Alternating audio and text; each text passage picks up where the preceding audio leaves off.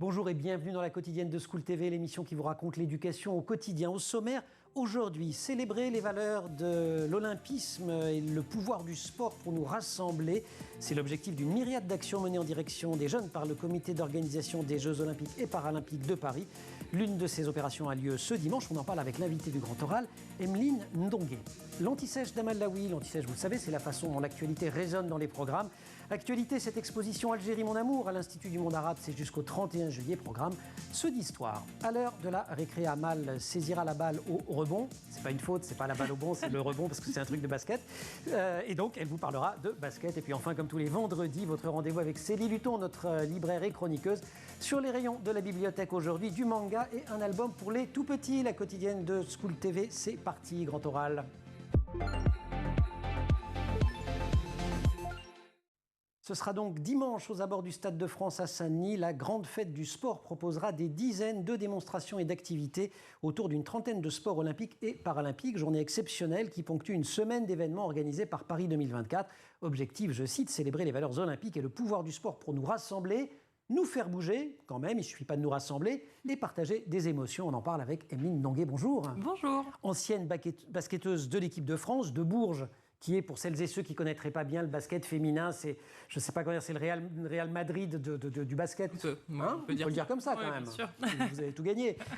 Et aujourd'hui, manager éducation à Paris 2024. On vous donne un tout petit avant-goût de cette grande fête du sport et on discute avec Emeline.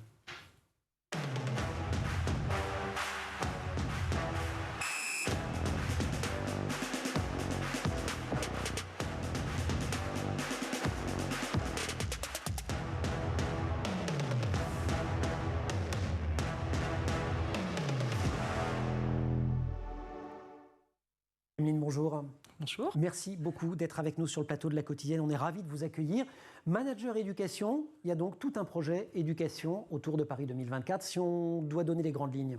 Il y a tout un projet éducation autour des Jeux Olympiques et Paralympiques. Et les grandes lignes, elles sont assez simples, je dirais. C'est l'éducation pour et par le sport. Donc c'est comment est-ce qu'on utilise l'activité physique et sportive, les Jeux Olympiques et Paralympiques, le sport de façon générale, déjà dans sa pratique.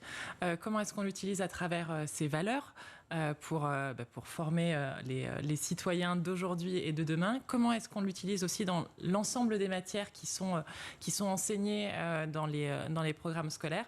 Et puis, comment est-ce qu'on l'utilise également pour engager un peu plus les jeunes de façon générale. Voilà, donc en étant vraiment très synthétique, on se dit tout simplement que le sport, on peut le retrouver absolument partout. Et que les Jeux de Paris 2024, c'est une occasion unique de pouvoir le montrer, de pouvoir l'utiliser. Et c'est vraiment de se servir de cette opportunité pour le bien de tout le monde, voilà. Voilà, je connais des passionnés d'équitation qui ont fait de la géométrie pour comprendre le parcours idéal en dressage. C'est du vécu. C'est pas moi. Emeline, vous rendez très souvent dans des écoles, en métropole ou dans les Outre-mer d'ailleurs. J'ai vu un reportage tout récemment.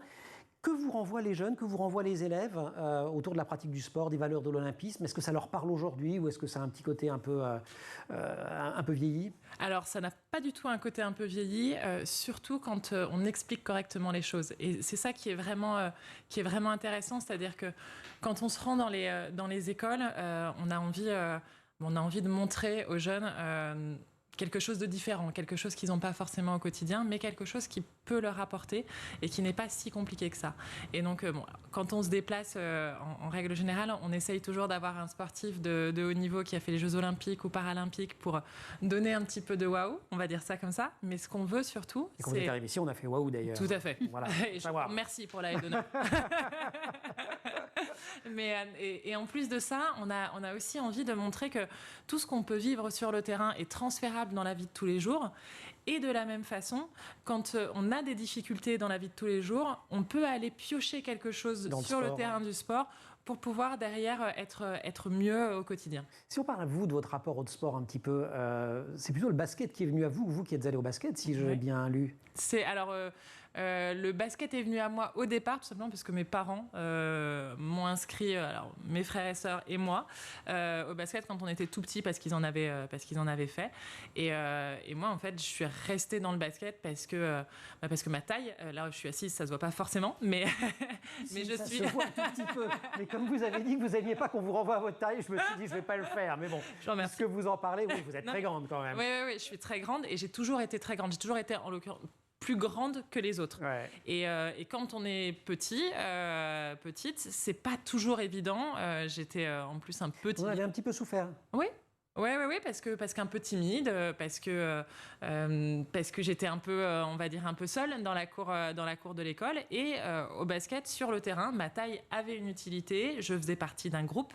J'avais du coup des copines, des copains.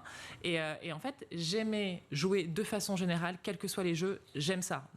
J'aime le jeu sur un terrain. C'est quelque chose qui me plaît. Mais en plus de ça, je pouvais me tenir droite, j'avais une utilité, j'avais une fonction, entre guillemets, sur le terrain. Ça donnait du sens, ça vous donnait une raison d'être aussi. Et ça m'a permis d'être aujourd'hui la femme que je suis. Et vous en parlez avec une pédagogie absolument merveilleuse. On va voir que c'est peut-être pas totalement hasard, mais on va le voir juste après l'Anti-Sèche. Amal Laoui.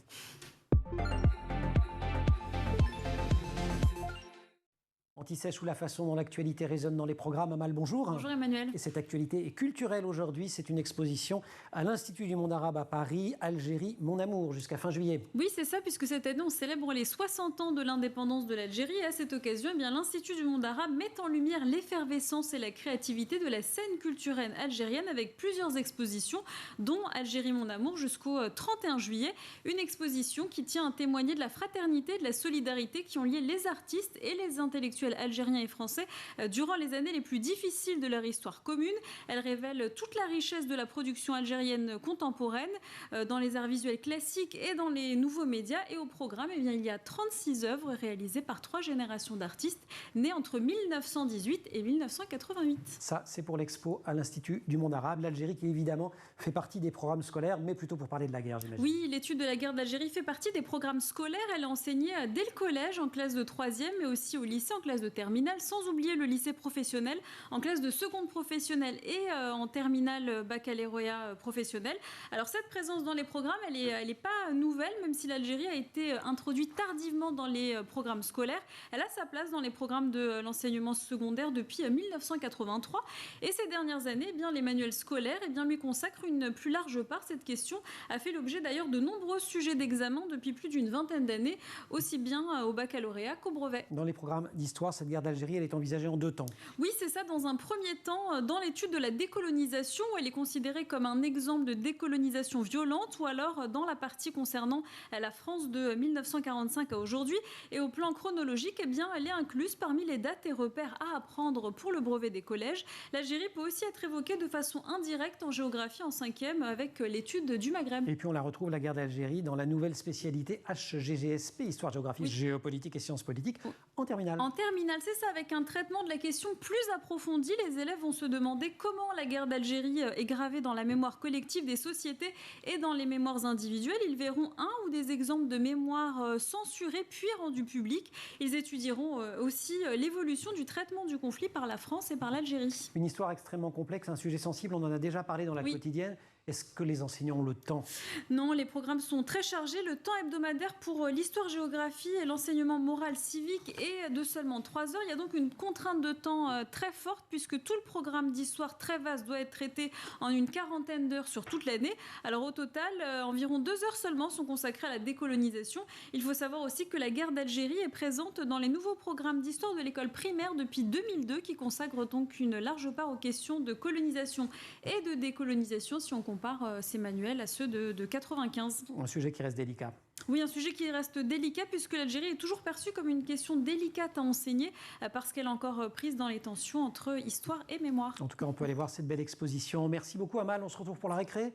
Allez, dans quelques minutes. Pour l'instant, on va retrouver celle qui a un des plus beaux palmarès du basket français avec les tangos, comme on surnomme la mythique équipe de Bourges, avec l'équipe de France aussi. Elle fait partie de la non moins mythique bande des braqueuses. Elle a fait partie, du moins, de la non moins mythique bande des braqueuses, vice-championne olympique aux Jeux de Londres en 2012, Emeline Nonguet, invitée du Grand Oral.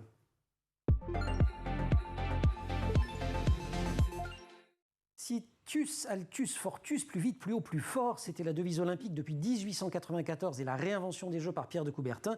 Elle s'est enrichie en 2021 d'un 4e mot, communitaire, ça veut dire ensemble. Et c'est aussi le premier objectif, ou l'un des grands objectifs de cette grande fête du sport qui se déroulera dimanche autour du Stade de France, puisque cette fête veut célébrer les valeurs olympiques et le pouvoir du sport pour nous rassembler. Emeline, je disais tout à l'heure que vous aviez un art de l'explication absolument extraordinaire, mais vous avez d'abord rêvé d'être prof, dites tout.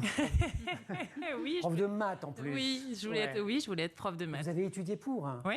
C'était quoi votre jeunesse alors prise entre à la fois le sport-études, le basket de très très haut niveau et pour autant les études en même temps, le plus loin possible du moins. Qu'est-ce qui vous est tenir? Vous aviez une volonté d'airain? J'avais envie de jouer, de m'amuser, de progresser d'un côté pour le basket et j'avais envie d'être professeur de mathématiques et donc de réussir mes études. Je crois qu'on en cherche des profs de maths.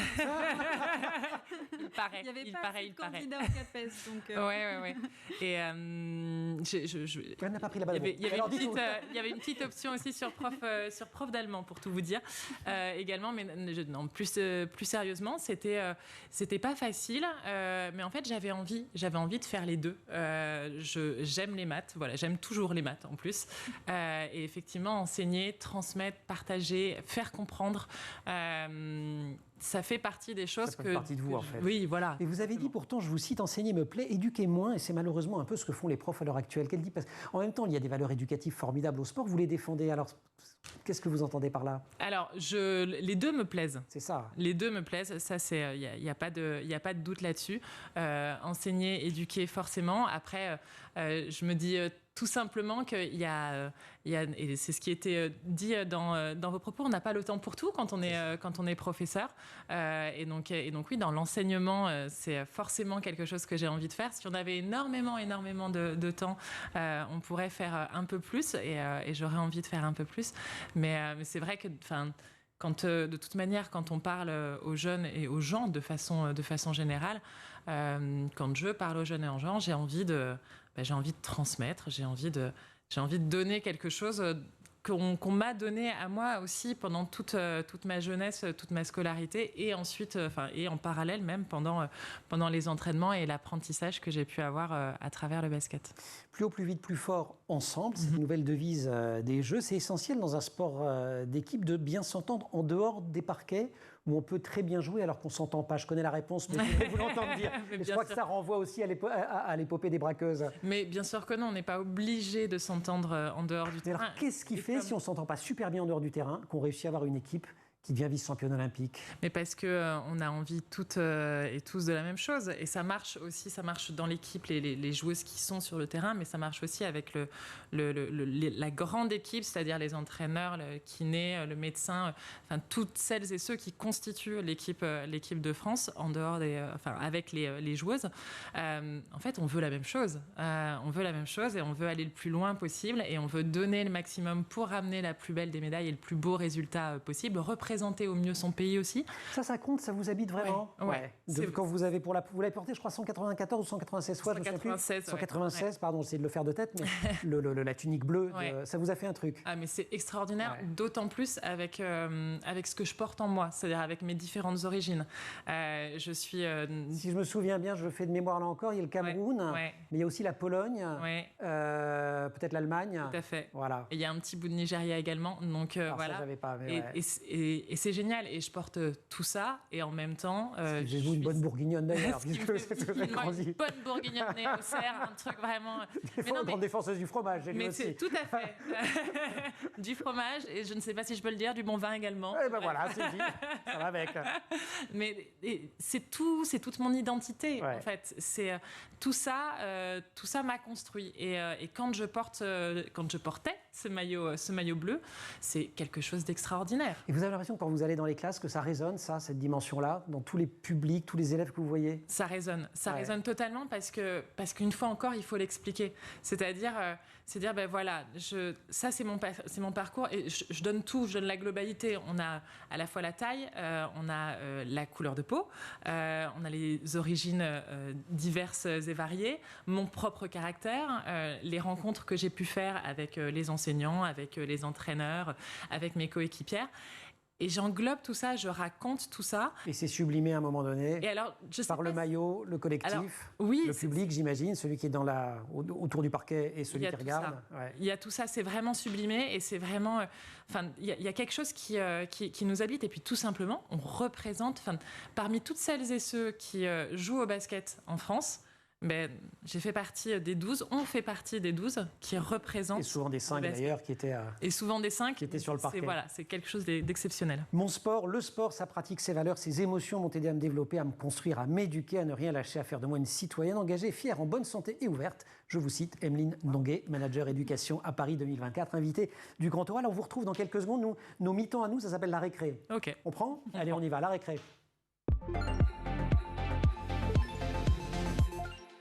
On ne va pas quitter le thème. Amal, rebonjour. Rebonjour Emmanuel. Récré au cours de laquelle on va s'amuser, puisque le jeu occupe une place très importante dans la vie de notre invité. Et pour jouer, qu'est-ce qu'on fait ? On joue au basket. Oui, avec un prodige du basket, et ça se passe aux États-Unis, regardez. Found some chords in an order that is new. I wish I didn't have to rhyme every time I say it. I'm the highest in the room. Hope I make it out of here. She saw my ass, she know I'm home.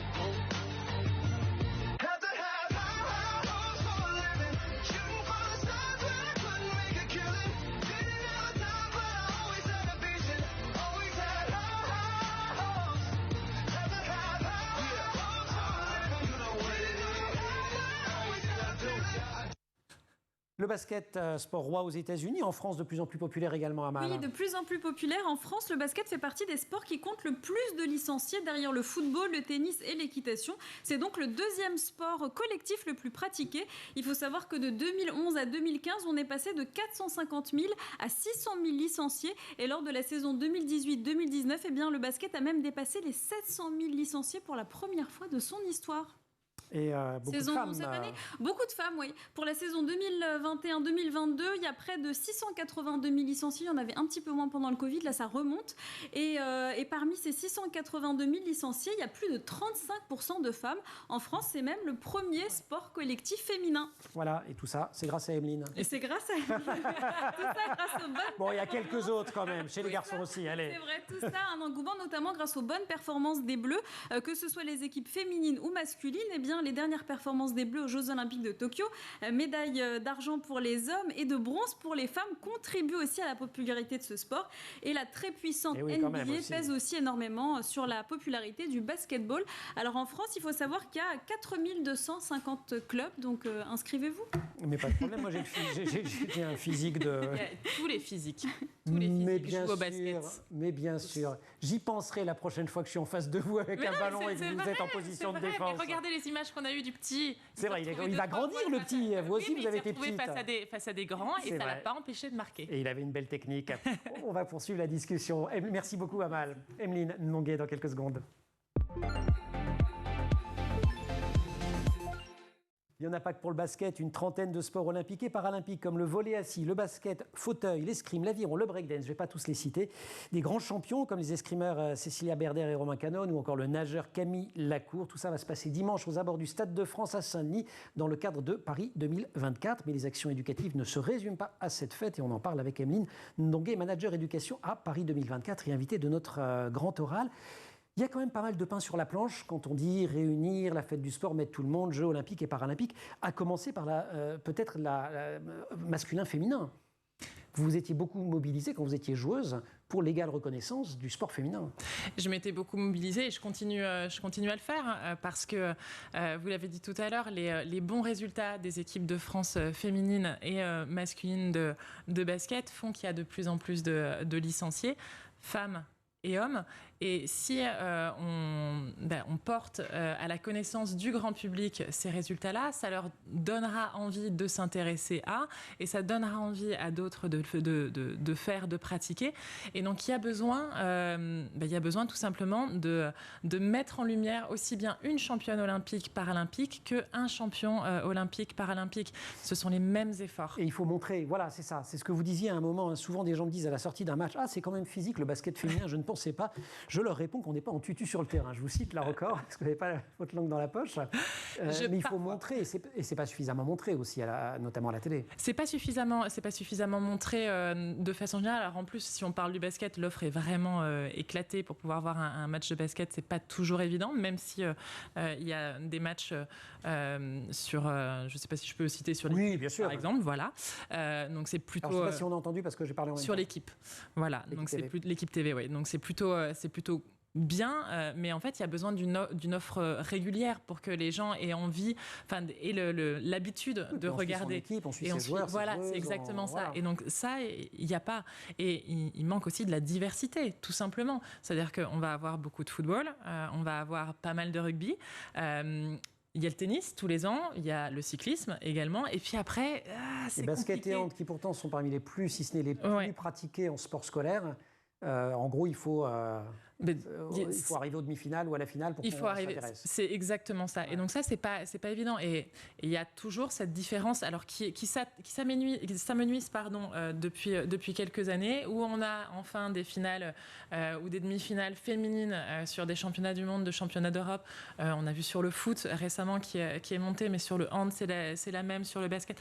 Ce qui n'existait pas avant. Il n'y avait pas cette obligation de passer ces matchs-là, alors que un championnat du monde, un championnat d'Europe, que ce soit des nanas ou des mecs qui jouent, c'est juste un niveau hallucinant. C'est juste un niveau de dingue. Et des efforts complètement dingues. Voilà. Et vous dites quand même pour les femmes aujourd'hui, il faut toujours en faire un peu plus. Il faut toujours en faire un peu plus, il faut être un peu plus disponible. Les élèves filles que vous rencontrez, elles ont conscience de ça ? Oui, elles ont conscience forcément, mais parce que ça marche dans le sport, mais ça marche dans la vie. Voilà, et c'est là où je dis qu'on arrive toujours à trouver et à faire rebondir. On utilise encore ce beau mot, les idées, les comportements de la pratique sportive à la vie de tous les jours. On retrouve les mêmes choses. Et c'est aussi parce que on va se battre sur le terrain, on va vouloir donner un peu plus sur le terrain que dans la vie de tous les jours, on va vouloir donner de la même façon. Et ça fait un petit vase communicant. Vous donnez autant dans la vie que sur les terrains. Alors, pourtant, vous avez fait une overdose de basket à un moment. Vous n'avez pas voulu faire la saison de trop, vous avez arrêté à super haut niveau, vous avez dit bon, maintenant c'est bon. J'ai plus assez de plaisir, c'est ça ? C'était pas que j'avais plus assez de plaisir, c'est que le niveau de contrainte par rapport au plaisir était trop important. C'est ça. Voilà, donc j'ai aussi fait la balance, laissé ma puis place. vous êtes dit quand même fromage, vin rouge, sympa. Et maintenant j'ai mes week-ends, voilà. Et on peut lire des livres pour se donner envie de faire du sport aussi. On peut lire beaucoup de livres. Je vais vous présenter Célie dans quelques secondes. C'est notre chroniqueuse et libraire Amal. Merci beaucoup. La librairie, Célie Luton.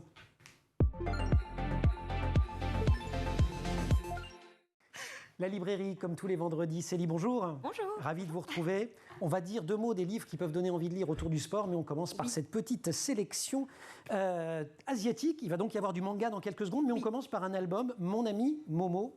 Oui, la voilà, Mon Momo. ami Momo, à partir de 3-5 ans. Elle est là, Momo. Oui, elle est belle. Elle est superbe, elle a la bonne mine. Ça veut dire quoi, Momo ? Poil en coréen. Voilà. Vous parlez coréen couramment. Oui, deuxième langue. Mais je dis Momo, c'est tout. Donc Momo, c'est la chatte d'une petite fille. Et comment savoir si Momo l'aime ? Momo est assez caractériel. Un chat en même temps. Momo boude, bah oui. C'est un chat, voilà, toujours. Momo est distante, Momo ne se laisse pas faire. Et un jour, Momo griffe. Mais qu'est-ce qui se passe ? Momo est indépendante. C'est l'histoire d'une réconciliation. Super. Oui. Ah oui, la griffure. C'est un très bel album, on peut quand même le dire. C'est magnifique, le dessin est incroyable. C'est chez Piquet Jeunesse, spécialiste de l'Asie. Exactement. Ils ont des choix absolument extraordinaires. À partir de quel âge ? À partir de 3-5 ans, parce que le manga, ils y viennent bien après, mais c'est pas une excuse pour ne pas s'ouvrir justement à toute la littérature jeunesse asiatique qui est très très très riche. Et, oui, et qui est absolument superbe. Oui. Et voilà, on voit il y a beaucoup d'effets graphiques qui sont assez extraordinaires. Si il y a une utilisation de la double page qui est assez incroyable. Oui, qui est assez dingue. Hein. Oui. C'est très très saisissant. Oui. On passe au manga avec la petite. Oui, bien sûr. Avec la petite faiseuse de livres. Non, pas du tout. Avec The Promised Neverland. Comme vous voulez, Emmanuel. Je ne sais pas, je sais qu'avec vous, il y a un ordre. Oui, c'est vrai. Je le cache pas maintenant. Alors là, c'est parce qu'on est à partir de 10 ans. Donc, The Promised Neverland, c'est l'histoire de 3 enfants qui vivent heureux dans un orphelinat avec une dame qui s'appelle Maman. Mais un jour, ils découvrent... Maman. Hein, Maman. Oui, parce que c'est pas vraiment une... Maman. Et qu'elle n'est pas aussi douce et chaleureuse et aimante qu'ils l'imaginent, puisqu'un jour, ils découvrent qu'ils vont être donnés à des monstres avec l'autorisation de maman. Ils vont tout faire pour survivre. Oui. Je vous choque? Ils vont réussir. Mais non, vous avez quand même 20 hommes. Comment? Mais non. Mais non, Ah, mais non. mais non. Mon Dieu. Et il y a 20 hommes après? Voilà, ils ne se laissent pas faire. Et, Ah oui, donc ça, c'est incroyable. le 1, mais il y en a 20. Il y en a 20, c'est une série qui est terminée, extrêmement bien traduite, vraiment, parce que le manga, c'est quand même, c'est un page-turner, hein, au Japon, c'est fait comme, On va de donner le la nom du presse. traducteur, alors c'est Sylvain Chollet. Oui, Voilà. exactement. Et les auteurs scénario Shirai Kayu, Demizu Posuka. C'est ça. On passe au 3e. La Oui. petite faiseuse de livres, cette fois illustrée par Suzuki d'après un scénario de Kazuki Miya, premier tome paru en 2015, dès 12 ans. Exactement. Oui, alors pour l'instant, j'ose le dire, On va dire le c'est traducteur mon aussi après. manga préféré. D'accord. Oui, vous allez comprendre pourquoi. Celui-là, je ne vais pas pouvoir vous le vous êtes sympa et tout, mais en fait, ça va pas marcher. Non, oui. Pourquoi pas? C'est l'histoire d'une jeune femme qui s'appelle Maïne. Elle vit à notre époque et c'est un vrai rat de bibliothèque. Malheureusement, le comble, dès le départ, elle meurt écrasée par sa bibliothèque. Elle est réincarnée en une petite fille, mais à une toute autre époque, juste avant l'invention de l'imprimerie par Gutenberg. Donc, l'analphabétisme est Massif. exactement. Et qu'est-ce qu'on fait? Qu'est-ce qu'on fait pour une dévoreuse de livres dans un monde où les livres n'existent pas encore? Bon, on les crée. Exactement. C'est Elle ça va les écrire et les imprimer en cachette. Et alors, forcément, s'appeler à la libraire Mais que vous c'est êtes. magnifique. Je l'adore. 8 tomes pour le moment et c'est pas fini. Avec grand 8 plaisir. tomes et c'est pas fini? Oui. Super. Vous avez des coups de cœur en littérature jeunesse, je crois, Oui, Emeline? moi j'ai un super coup de cœur. Je ne suis pas impartiale. C'est Les Incroyables Rencontres de Joe. C'est Astrid Guyard qui a écrit ces magnifiques histoires. Et en fait, Joe, Pourquoi c'est je ne suis pas impartial? parce que je fais partie d'un des personnages. Enfin, je suis un des personnages des. Star de la littérature jeunesse. Ouais, J'ai mal fait mes devoirs, pourtant j'avais révisé plein de trucs. Non, mais c'est génial, c'est l'histoire de Joe, un petit garçon qui va rencontrer en fait des sportifs de haut niveau quand ils étaient jeunes, plus jeunes, quand ils avaient entre, on va dire, 7 et 10 ans.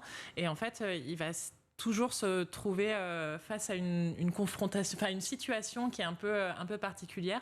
Avec mon personnage, c'est tout simplement le fait d'être plus grand que tout le monde. Je suis plus grande que tout le monde, donc je suis un petit peu différente. Du coup, va, on comment a est-ce qu'on compris, s'adapte hein. à ça? Voilà. Et c'est assez chouette en fait toutes les situations qui sont prises. Et donc il y a du saut à la perche, de l'escrime avec son frère Brice. Il y a du handball, il y a du patin à glace. Oui, c'est ça, du patin à glace, du patinage. Oui, Donc et il y a d'autres tomes qui sont à venir. C'est vraiment hyper chouette. Donc Astrid Guyard, pour information, escrimeuse, médaillée olympique. Donc c'est des petits livres qui sont hyper sympas. Mes nièces et neveux adorent. Donc voilà, C'est le meilleur. Carrément. C'est comme vous, hein, quand c'est testé par les enfants, approuvé. Approuvé, et puis c'est rare d'avoir une collection de romans sur des sports comme cela. Souvent, il y a plus de foot ou de rugby. Bon, arrêtez avec le foot, c'est sympa, le foot aussi. Alors, c'est très bien. Merci, voilà, ça aurait été dit. Non, mais c'est bon maintenant. Il y en a partout. Il y en a marre, il y en a On partout. veut Exactement. aussi de la diversité Toujours. et tout ça peut cohabiter. Voilà. Exactement. Ok. On est d'accord. 2-1. Résultat du match, 2-1. J'ai perdu, mais très heureux d'avoir perdu. Merci beaucoup, Célie. Emeline, merci beaucoup. 23 juin, c'était la journée de l'Olympisme dans le monde entier. Elle a donné lieu à des dizaines de manifestations toute la semaine en France qui culmine dimanche 26 autour du Stade de France. Et donc, vous êtes toutes et tous invités sur un terrain de jeu à ciel ouvert aménagé pour l'occasion afin de vous initier à plus d'une trentaine de sports olympiques et paralympiques. Merci beaucoup, Emeline, pour votre présence dans cette émission. Merci. Bonne continuation comme manager éducation de Paris 2024. Merci aussi à toute la formidable équipe, le 5 magique des coulisses de cette émission. Colline Hamel au maquillage, Marine Plantec assistée par Roxane Sarfati pour la préparation de l'émission, Amanda Montero au son, à la réalisation, Théo Boscar. Ils sont 5, ils sont formidables. Ils sont Il y a des extraordinaires. pivots, il y a tout, ils prennent leur bon. Et là, ils se disent, mais quand est-ce qu'il va terminer? Il a terminé. Vous restez, vous, sur School TV. Et évidemment, vous nous retrouvez, nous, en permanence sur Internet et sur les réseaux sociaux.